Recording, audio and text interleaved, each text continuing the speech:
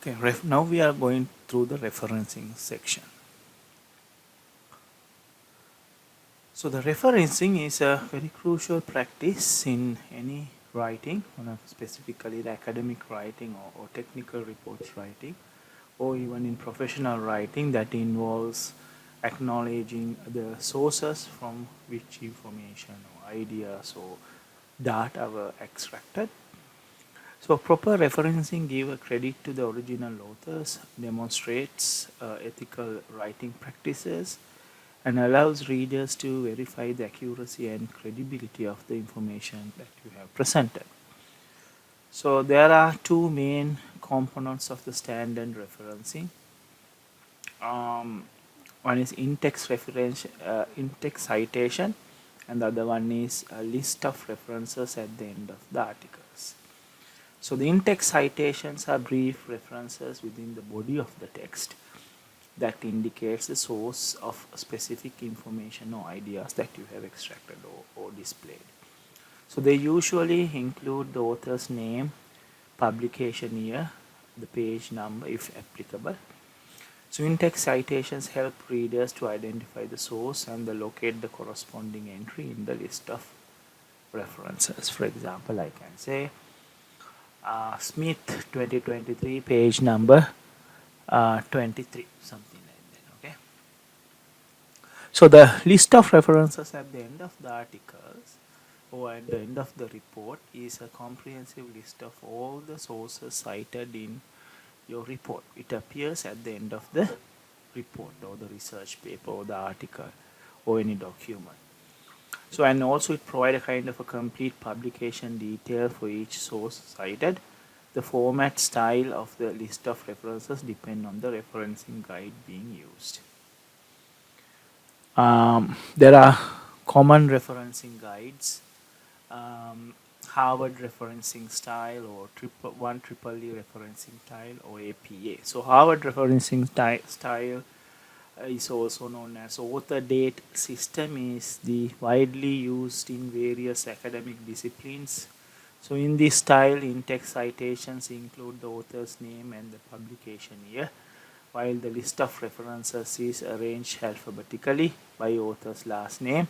So it includes the full details of the publication, including the author's name, title, publication year, publisher, page number for books or the journal articles. So usually in information systems disciplines, we use the Harvard referencing style.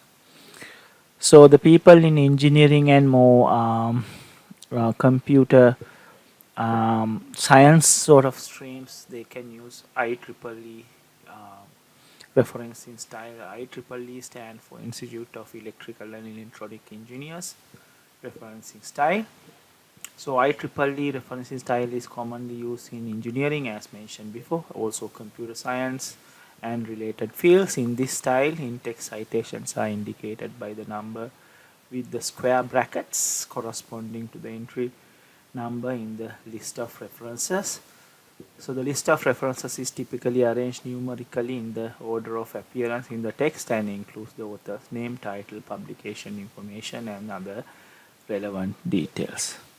APA or American Psychological Association referencing style is frequently used in more social sciences. Actually, it's not relevant to our discipline. So it employs the author date format for in-text citation similar to Harvard style. So the list of references is arranged alphabetically by author's last name, and it includes the author's name, publication year, title, publication details, and some cases the digital object identifier, or sometimes we call DOI, for online sources. So using the consistent approach or consistent and appropriate referencing style is essential for any professional integrity or academic integrity. It helps avoid plagiarism and ensures that the readers can access the original sources to further explore the topic. So when writing, always refer to the specific guidelines provided by Swinburne University. So if you go to the Swinburne University website and if you search referencing styles, so you will get this website, you will land into this website, it will give you a lot of resources like the guidelines and what the guidelines for each referencing style, and also it gives you a very handy tool that you can manage your references. That's called EndNote.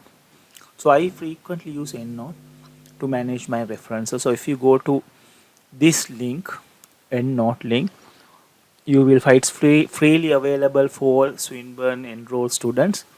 So this page will give you kind of an idea how to use the EndNote when you write some articles or even you write your project report. So please watch or go to this particular page and download the software. The EndNote software, maybe also you can use an online version as well, and it's very efficient actually. Rather than typing all the information, it's much better you upload all your references to the EndNote and then use the EndNote as part of your Word document when you are referencing the required information or the authors. So please have a look. Right, so in-text citation, right? So what is in-text citation means, right? So in-text citations are used to acknowledge the sources of information with the body of your text. The format in the in-text citation depends on the referencing styles being used. So here you can say how we use the in-text citations. So when citing an author or authors as part of the sentence, this is how we use the in-text citations, right? So I can use the page number. Here in this example, I use the page number called Gleavers. It's mentioned as part of the sentence, and the publication year 1996, page number 54, and then I can use this sort of way to in-text citation. Now the second method, now you can see here, this method is also in-text citation but at 1 method. So this is the Harvard referencing style. This is 1 style. You can refer. We can put the reference number in the square brackets. The corresponding number in the list of references would include the full details of the publications when you go to the referencing section. Now this is wrong. You can't actually use this method because you can't use like this, in brackets, the author's name, because it's incorrect.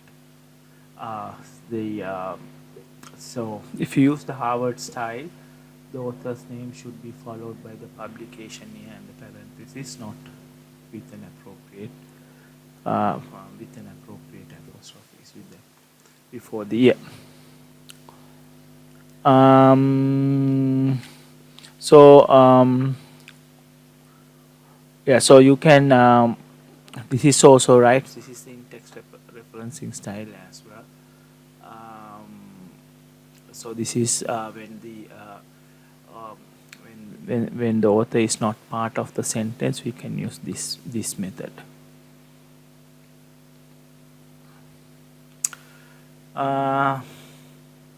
So if you have multiple authors, citing multiple authors, in text follows the specific guidelines to ensure the clarity and consistency. The format of in-text citations may vary depending on the number of authors. So here, so in the if you have 1 to 2 authors, when citing work by 1 or 2 authors, include all the names in each time you reference the source. For example, you can say Smith and Johnson 2023 found that, etc., right? But if you have more than two authors, say for example 3 to 5 authors, when citing the works, you need to include the names in the first in-text citation. In the subsequent citation, you can use the author's name followed by ETAL. So ETAL is an abbreviation for the Latin phrase et alia, which translates to and others in English, right? In the context of writing or academic writing or professional reports like your current project report, so ETAL used to refer to the multiple authors of the source when citing the work, right? So it is commonly used when the publication has more than 3 or more authors. Um, so so this is how when you have multiple authors, we can use in-text citation as part of the sentences in this way, right? So this you can see the Harvard style and then the 1 style in this example. Right. So uh, so we can say when multiple sources when multiple sources address the same point or the idea, you can include them all in a single in-text citation. This approach is particularly useful when you want to show that multiple studies or researchers support the particular claim or finding. The format of such citation may vary depending on the referencing styles being used. So as you can see here, example, because a number of studies, and then I included all the studies here. You can see there are now when you have more than 2 authors, I can use ETL as well. So this is some example for multiple references or multiple citations in the in-text.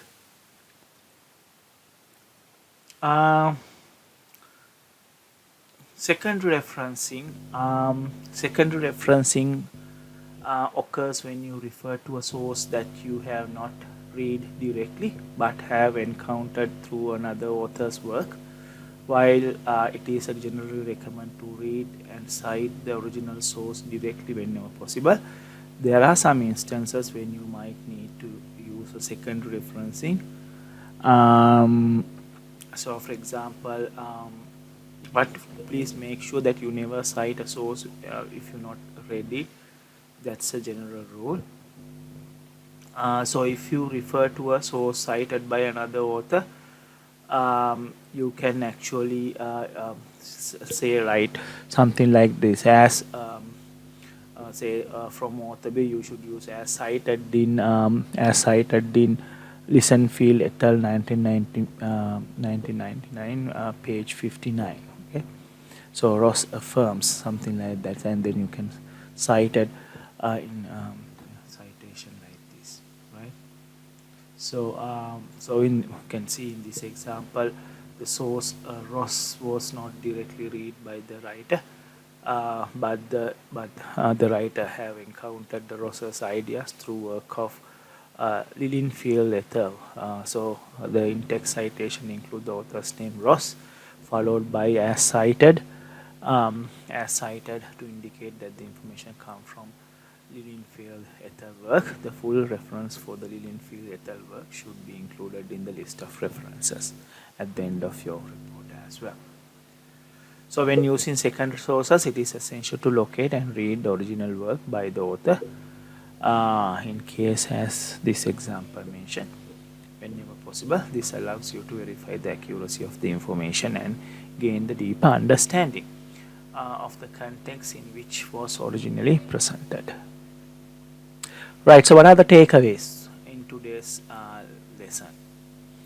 So there are valuable takeaways. The first one is you need to consider your message and the audience. Understand your readers' needs and interest to tailor your writing accordingly. Knowing your audience helps you to accumulate or communicate, accumulate your ideas and communicate your ideas or message more effectively. Um, Plan your writing, right? Create outline or structure for your document before you start writing. So planning helps to organize your thoughts and ensures logical flow of information as well.